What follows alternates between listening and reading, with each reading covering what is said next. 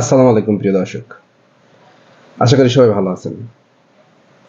চলুন একটু আলাপ করা যাক। বাংলাদেশে বাস করি, সবাই বাঙালি, এবং সবথেকে মজার বিষয় হচ্ছে আমরা সবাই মারাত্মক আকারে রাজনীতিবিদ। মানে রাজনীতি বিষয়টা কেমন যেন একটা আমাদের শরীরের ভিতরে একটা মারাত্মক অনুভূতি জাগায়। আমি ওই দলের নেতা, এই দলের কর্মী। দলের নেতা ডাক দিলেই একেবারে মোটরসাইকেলে স্টার্ট দিয়ে 100 টাকার তেল নিয়ে দলনেতার পেছনে ঘুরে ঘুরে বেড়াবো। এখন তো আবার মজার বিষয়, এখন তো নতুন একটা বিষয় আসছে, স্বৈরাচার পতন, নির্বাচন হবে, আমার দলের লোকজন এখন শান দিচ্ছে, ভোট হবে, আমি ভোট দেবো, আমার লিডারকে এমপি বানাবো। আমার লিডার প্রচুর টাকা ইনকাম করবে, আলিশান বাড়ি বানাবে, পাজেরও গাড়ি চলবে। আমার তো খুব খুশির ব্যাপার, খুব মারাত্মক লেভেলের খুশি আমি।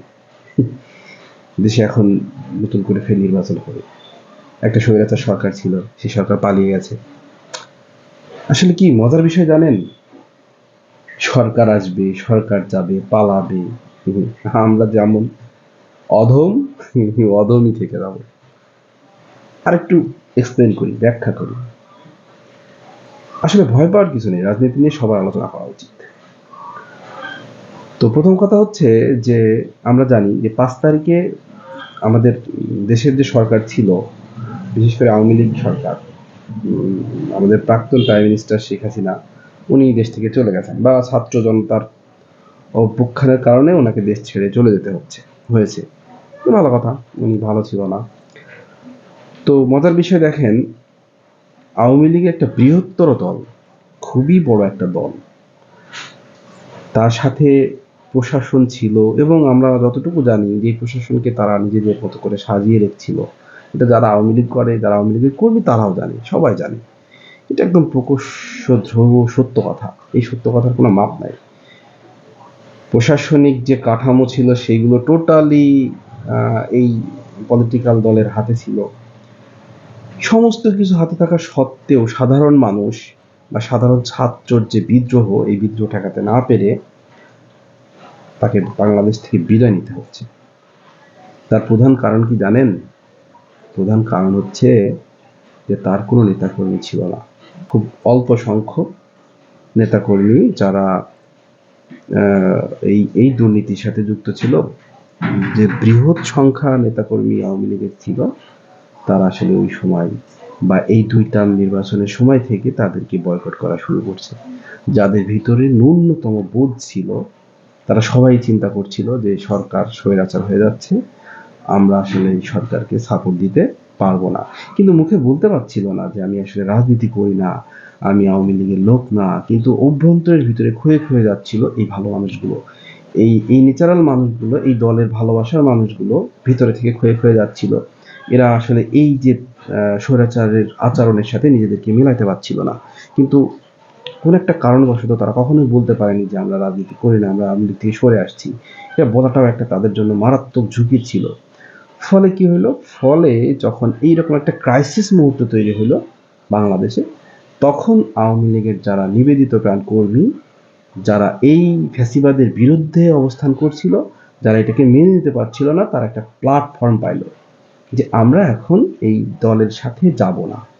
ফলশ্রুতিতে এই যে ছাত্র জনতা বিপ্লব করলো, তাদের এগেইনস্টে দাঁড়ানোর মতো কোনো লোক এই সরকারের ছিল না। দোষটা কার? আপনি একটু চিন্তা করে বোঝেন যে আসলে এই ফ্যাসিবাদ তৈরি হওয়ার পরে এই ফ্যাসিবাদের যে শক্তিশালী সংগঠন, সেই সংগঠনের সাথে জনগণের এই সম্পৃক্ততা থাকে কিনা।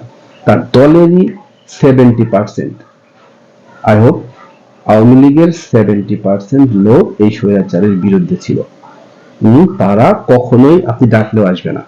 এখন যদি আওয়ামী লীগ কোনো রকম ভাবে যে একটা সমাবেশের ডাক দেয়, তাহলে এই সরকারের সময় যারা লাভবান হয়েছিল, যারা দুর্নীতি করছে, যারা অনেক টাকার মালিক হয়েছে, তাদের আত্মীয় স্বজন ছাড়া বাদ বাকি নিবেদিত প্রাণ কোনো কর্মী এদের ডাকে সাড়া দিবে না।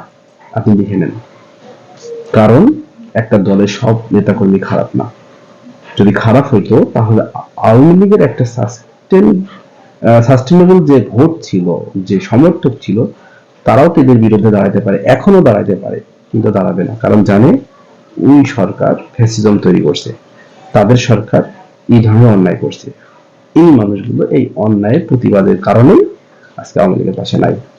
সুতরাং নতুন যে দল, আপনার নেতা আসছে না, নতুন নেতা হয়েছে, নতুন নেতা, আপনি নতুন নেতার পিছনে যাচ্ছেন, আপনার এই নেতা আপনার জীবনে এরকম ফ্যাসিজম নিয়ে আসবে না, এটা কখনোই ভেবেন না।